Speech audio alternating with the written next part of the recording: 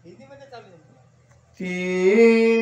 लोक नवखंड में, तीन लोक जग माई, तुलसी शांति समान सूत, आपर दूसरो नाई। तीन लोक नवखंड में, तीन लोक जग माई। इस संसार में क्या, तीन लोक में जितने भी मनुष्य देवता जो भी है, महाराज फरमाते हैं सबको शांति चाहिए। शांति के समान इस संसार में दूसरा सुख नहीं है।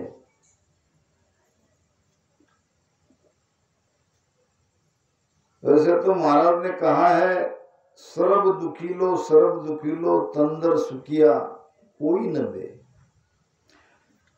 जिन्होंने शरीर धारण किया है वो कभी सुखी हो ही नहीं सकता। क्यों कि अशांति है। जहां भी हम देखते हैं सब जगह अशांति है, अशांति है। बहुत बिरली जगह जहां सत्संग होती है, जहां हरि कीर्तन परमेश्वर का नामस्मरण होता है, वहीं पर शांति है। तो शांति के समान संसार में कोई दूसरा सुख नहीं है। हमें चाहिए क्या? हमें सुख और शांति तो चाहिए, क्योंकि संसार में हम इसीलिए आए और हमको परमात्मा ने इसीलिए मनुष्य शरीर देकर भेजा है। ब्रह्म जहाँ सुन सुख दुख नाही, लेना एक न देना काई, ता कारण यो खेल बनायो, पांच भूत कर संग हुए आयो। ब्रह्म जहां सुन सुख दुख नाही, जहां हम थे, यानी हंस स्वरूप में जब शरीर नहीं मिला था तब हम परमात्मा में थे। अब फिर वहां से यहां क्यों आए? सुख के लिए। सुख के काज जगत हुओ भाया, वो तो जीव ब्रह्म सुन हुई, और जासु पकड़ सके नहीं कोई। सभी कर्म जीव इंसाया, सुख के काज जगत हुओ भाया। ये संसार हमें सुख मिले इसीलिए परमात्मा ने बनाया है। मगर हम देखते हैं 99% लोग दुखी है, बहुत बिरले सुखी है। क्यों हुआ ऐसा? क्या कारण है कि सुख के लिए ये संसार बना और हम दुखी भुगत रहे हैं? सब दुखी दुखी है। कोई तन दुखी है, तो कोई धन दुखी है, तो कोई मन दुखी है। सब दुखी दुखी है। अब दुख दूर करने का उपाय क्या? भगवान गौतम बुद्ध ने अपने वचनों में कहा है कि संसार में दुख ही दुख है। दूसरा उनका वचन है दुख दूर हो सकता है। तीसरा दुख दूर करने का उपाय है, और मनुष्य चाहे तो ये संपूर्ण दुख से वो परम शांति में जा सकता है, दुख को दूर कर सकता है। मगर उसके लिए क्या करना चाहिए? जो तू चाहे मुझको छोड़ जगत की आस, मुझ ही जैसा हो या रहो, सब सुख तेरे पास। सभी सुख हमारे पास है, सुख हमारा हक है, मगर उसके लिए करना क्या पड़ेगा? परमात्मा कह रहे हैं, जो तू चाहे मुझको, अगर तुम मुझे चाहते हो, वैसे तो सभी चाहते हैं, सभी भक्ति करते हैं, कोई सगुण करते हैं, कोई निर्गुण, सभी तो परमात्मा की आराधना कर ही रहे हैं। किसके लिए कर रहे हैं? राम जी मिल जाए या उनकी कृपा बनी रहे या कम से कम सुख तो हमें मिले। जो तू चाहे मुझको छोड़ सकल की आस, ये बात है जरूरी। आस नाम आशा, संसार में सुख मिलेगा ये आशा हमको छोड़ना पड़ेगा, क्योंकि संसार में सुख है ही नहीं। जहाँ जो चीज नहीं है वहाँ अगर हम आशा पकड़ के बैठे रहे तो निराशा हाथ लगेगी। सदगुरु सुखराम जी महाराज फरमाते हैं, आशा राख कहो क्या लेसी, चार दिना के ताई रे, आशा राख कहो क्या लेसी, चार दिना के ताई रे,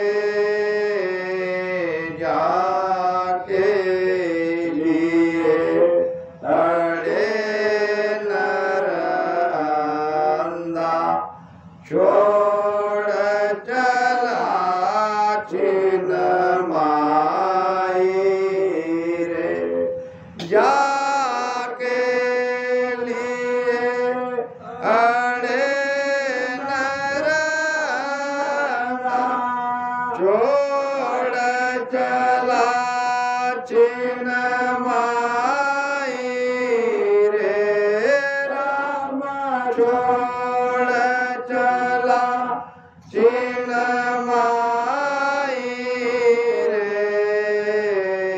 सायब जी सो डरिए मन रे, सायब जी सो डरिए रे, बल मेरा करे विबियारी,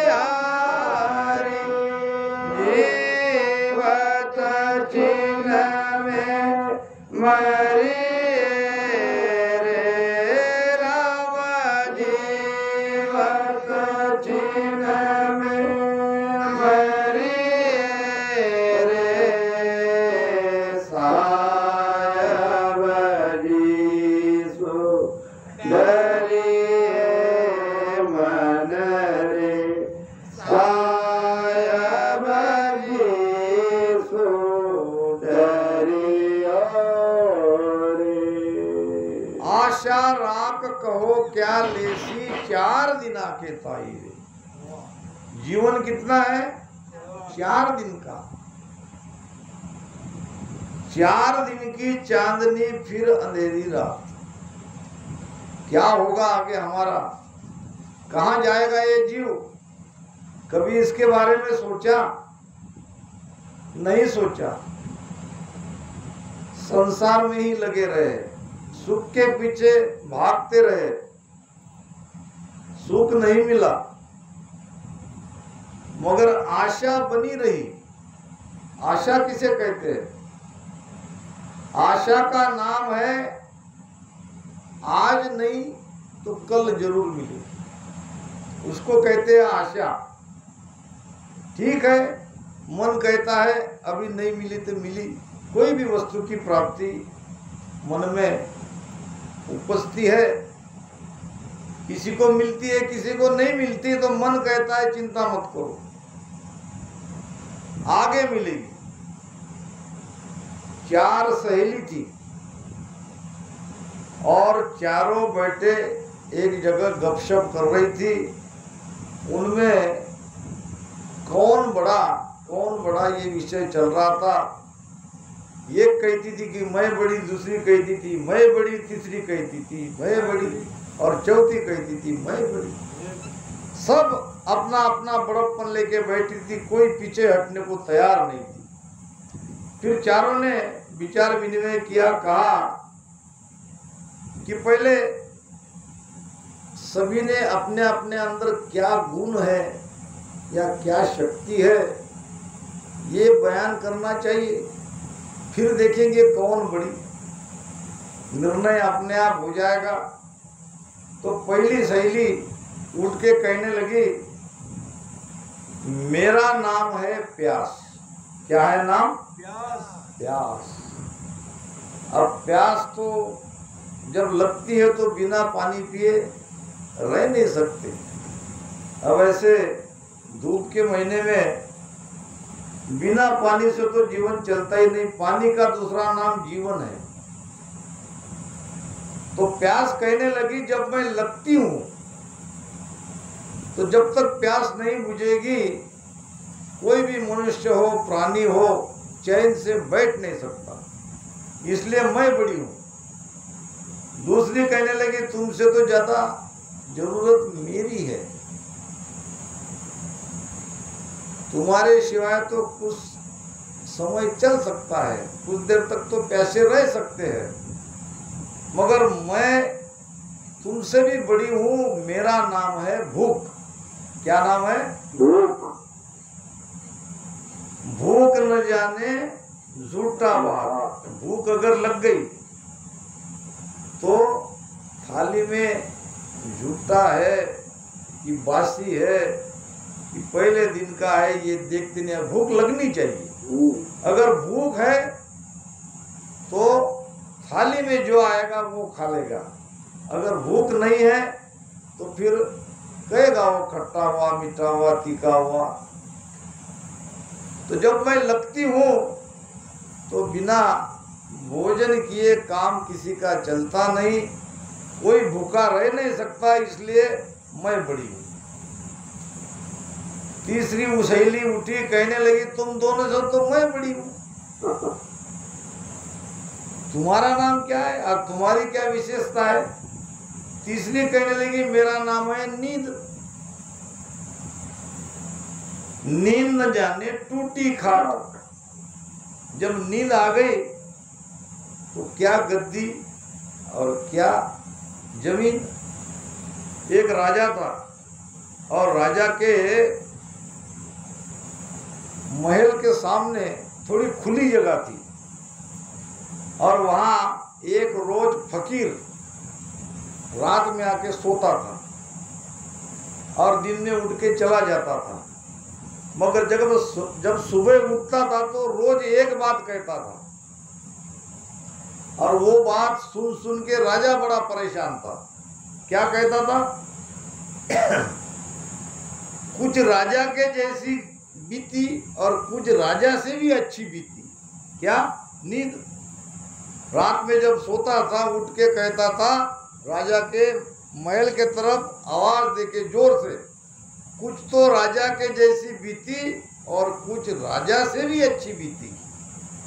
अब ये राजा रोज सुनता था। एक दिन कहा प्रधान को, ये फकीर को बुला के लाओ। वो कहता है न उसके पास सोने के लिए, न ओढ़ने के लिए, न तकिया, न कोई खटिया। और वो मेरी नींद की बराबरी करता है। मेरे महल में मेरा पलंग देखो, मेरे जैसा उसका नींद कहीं हो सकता है? वो कहता है कि कुछ राजा के जैसी बीती और कुछ राजा से भी अच्छी बीती, मुझसे भी अच्छी नींद उसकी कैसे हो सकती है? पूछना पड़ेगा। बुलाया, फकीर हाथ जोड़ के कांपने लगा राजा के सामने। राजा ने कहा, डरो मत, जो तुम रोज कहते हो उसका क्या मतलब है, अभी कहो। तुम रात में सोते हो और सुबह उठ के कहते हो कि कुछ राजा के जैसी बीती और कुछ राजा से भी अच्छी बीती, जरा मुझे बताओ। तो वो कहने लगा, मालिक, जब तक नींद नहीं आती तब तक तुम राजा मैं फकीर, जब तक नींद नहीं आती तब तक तुम राजा मैं फकीर। एक बार नींद आने के बाद राजा क्या फकीर क्या, दोनों एक। इसलिए मैं कहता हूँ कि राजा के जैसी बीती। तुम मखमल पे, गद्दे पे, पलंग पे सोते हो, मगर जब तक नींद नहीं आती तब तक तुम राजा ये बराबर। और मैं फटी पुरानी चादर पे सोता हूँ, मेरे पास ओढ़ने को नहीं है।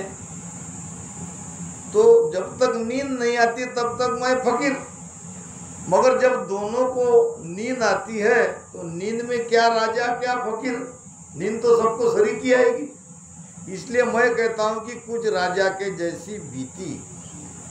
राजा ने कहा, ठीक है, मान गए तुम्हारी बात को, बात तो सही है, नींद में तो सब एक शरीके, सबको नींद तो समान आती है, मगर राजा से भी अच्छी बीती, ये क्या बात है? मेरे से बढ़िया नींद तुम्हारी कैसे हो सकती है?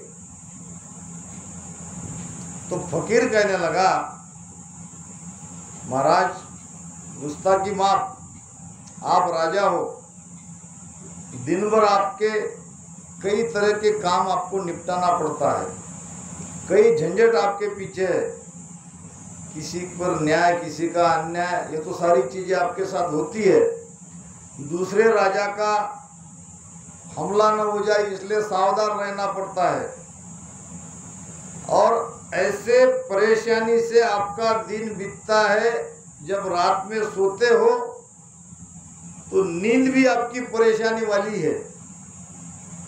उलट मेरा देखो, न किसी से लेना न देना, न कोई चाह न कोई चिंता, चाय गई चिंता गई, मनवा बेपरवाह, जो कुछ मिला वो खा लेता हूँ, सो जाता हूँ, दिमाग पे कोई टेंशन नहीं है। तो मेरी नींद आपसे बढ़िया हुई कि नहीं हुई? राजा कहने लगा, बात तो सही है। कहने का मतलब, नींद कहने लगी कि जब मैं आती हूँ,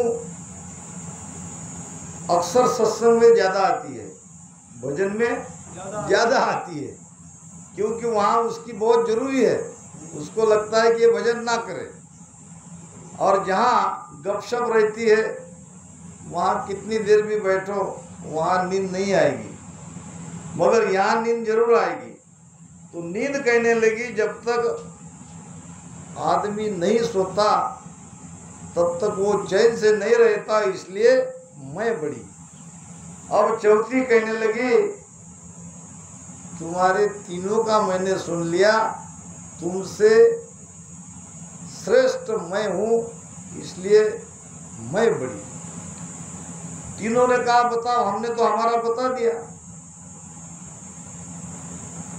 उसने कहा, प्यास लगी तो कुछ देर प्यासा रह सकता है, भूख लगने पर कुछ देर भूख को भी टाल सकता है, उपवास तो लोग करते ही है, और नींद पर भी काबू कुछ हद तक किया जा सकता है, मगर मेरा अलग हिसाब है।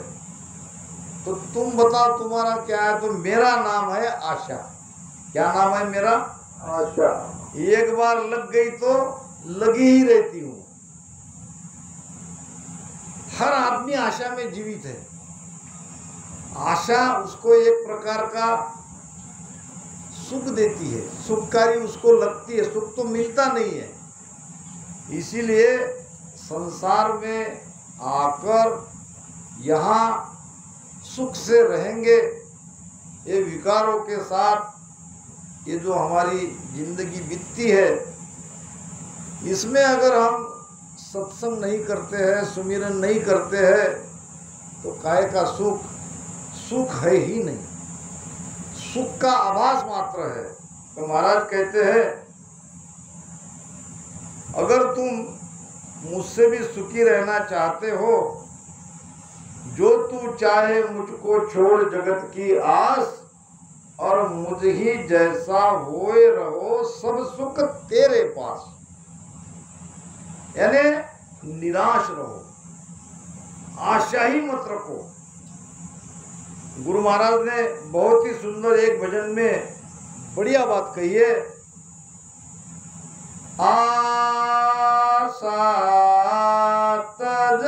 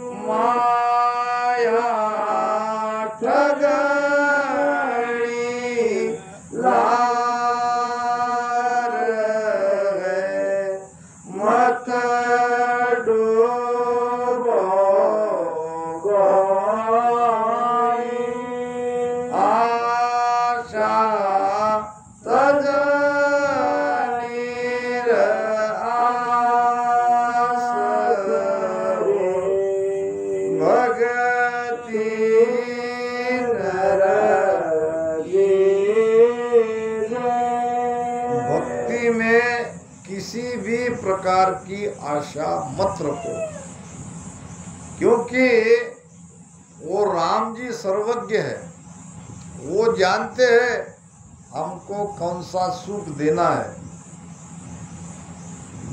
भौतिक जगत के नाशवान सुख की आशा संसार में रह के कभी मत करो। बादशाह अलेक्जेंडर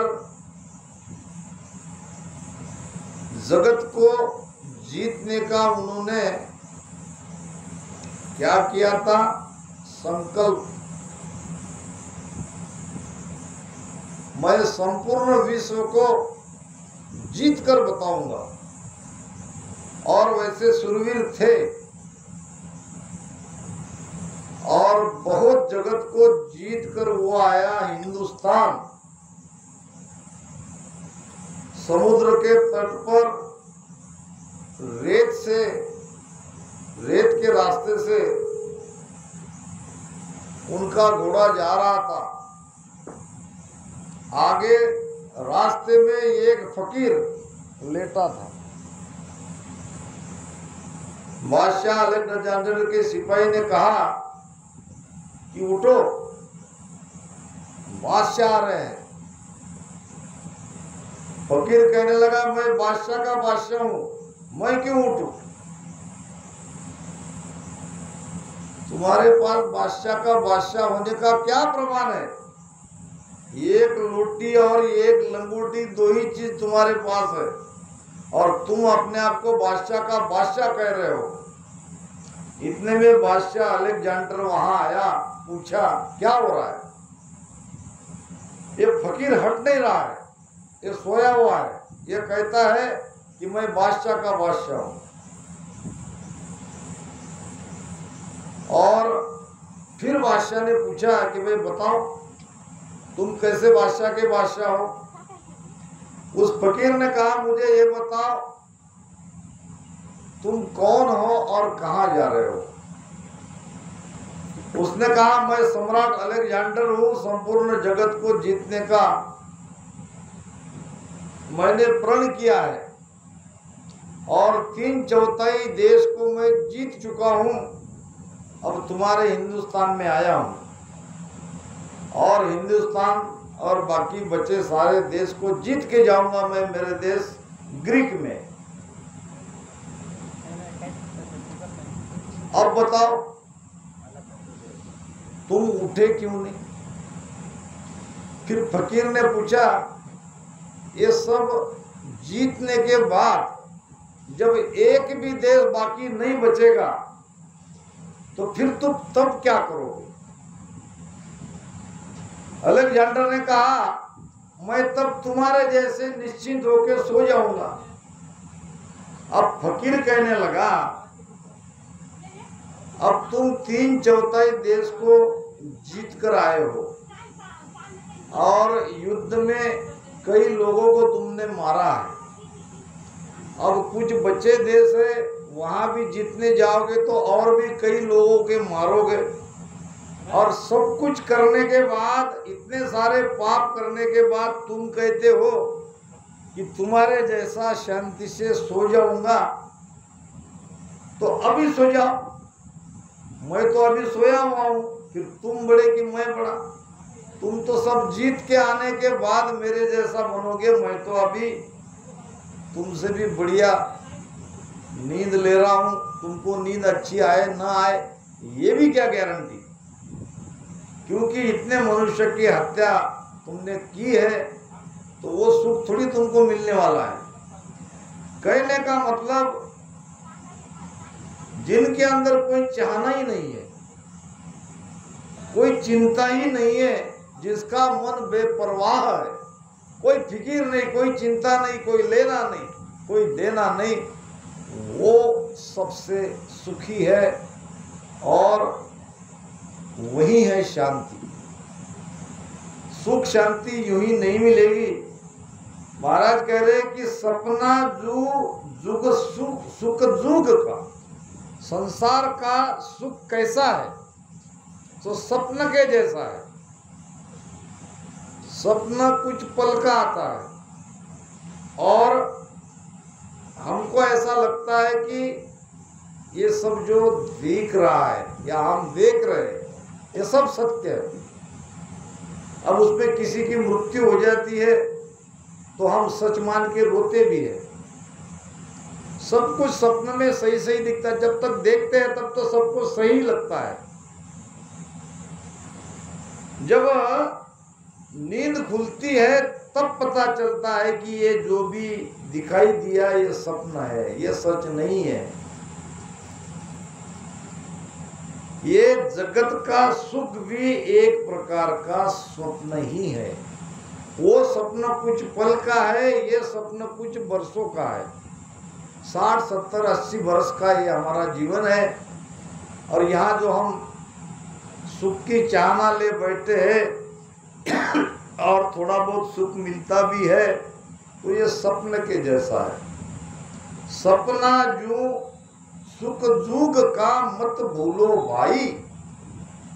ये 4 दिन के जीवन में राम जी को मत भूलो, परमात्मा को मत भूलो।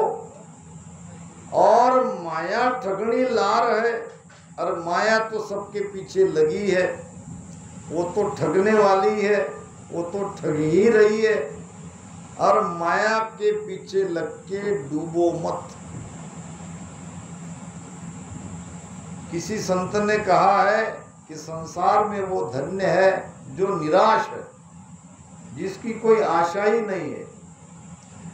कहते हैं कि कोई एक खेल करने वाला बांस पे रस्सी बांध के रस्सी पे चलने का खेल करने वाला कोई एक खिलाड़ी था, और वो खेल तमाशा करके अपना पेट भरता था। अब इस गांव से उस गांव, उस गांव से उस गांव में वो 2-3 लकड़े, कुछ बर्तन, ये सब ले जाने के लिए उसने एक गधा पाल रखा था। और कभी खेल करता, कभी कभी खेल नहीं होता, तो जब अपने गांव में आ जाता था। अब गांव में अपने गधे को वो चरने के लिए छोड़ देता था। अब उस गधे का एक दूसरा गधा मित्र था, वो था धोबी का। ये खेल करने वाले का गधा, वो धोबी का गधा, दोनों थे मित्र। जब कभी कभार मिलते थे तो अपना हालचाल पूछते थे। तो धोबी का गधा कहता कि भाई बहुत बढ़िया है, मेरा मालिक अच्छा है, कोई ज़्यादा बोझ नहीं है, कपड़े के गट्ठर डालता है, नदी पे ले जाना और नदी से धो के वापस घर ले जाना, बस इतना ही काम है। फिर उस धोबी के गधे ने इसको पूछा, भाई तुम्हारा हाल क्या है? तुम्हारा हाल तो मुझे बहुत बुरा दिख रहा है, पीठ अंदर धसी है, जगह जगह मार के निशान है, तो तुम तो मित्र बहुत दुखी हो। उसने कहा हाँ दुखी तो हूं, क्योंकि मेरा मालिक बहुत निर्दयी है। इस गांव से उस गांव में जाता है, सारा सामान और उसकी पत्नी, उसके बच्चे भी मेरे पीठ पर बैठते हैं, बड़ी पीड़ा होती है, चलना कठिन हो जाता है, पीछे से मालिक मारता है, बहुत दुखी हूं। फिर ऐसे मालिक को छोड़ क्यों नहीं देते?